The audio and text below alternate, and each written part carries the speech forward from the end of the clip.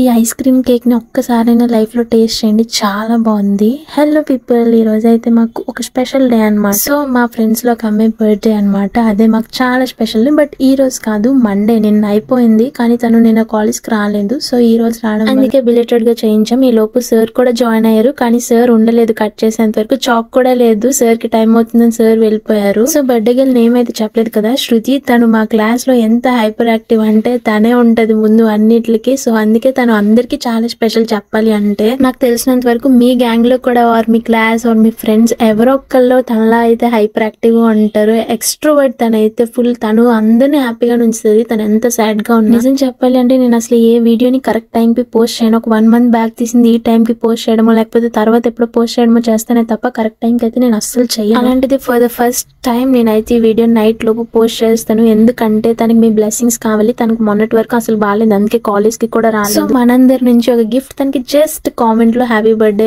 అని విష్ చేయండి చాలు. బిలేటెడ్ కానీ ఏదో ఒక రోజు తనకి హార్ట్ కి కొంచెం హ్యాపీగా ఫీల్ అయ్యేటట్టు చేయండి చాలు. సో కేక్ విషయానికి వస్తే ఆ కేక్ చాలా బాగుంది గైస్. 310 పడింది. బట్ ఎంత బాగుంది అంటే ఒక్కసారి ట్రై చేయండి. మేము బ్లింకిట్ లో ఆర్డర్ చేసుకున్నాము. ఇక్కడ కామెడీ ఏంటంటే అది నాకు కేక్ పెడుతుంటే పట్టించుకోకుండా వచ్చేస్తున్నాను పెద్ద ఆఫీసర్ లాగా. నా పళ్ళన్నీ ఎలా ఉంటాయి, తెంగర పళ్ళు. ఏం చేస్తాం, ఏం చేయలేము. మనుషులు అన్నాక తప్పులు చేయడం సహజమే గానీ కామెంట్ లో తను విష్ చేయడం మాత్రం మర్చిపోవద్దు. ఓకేనా? By people.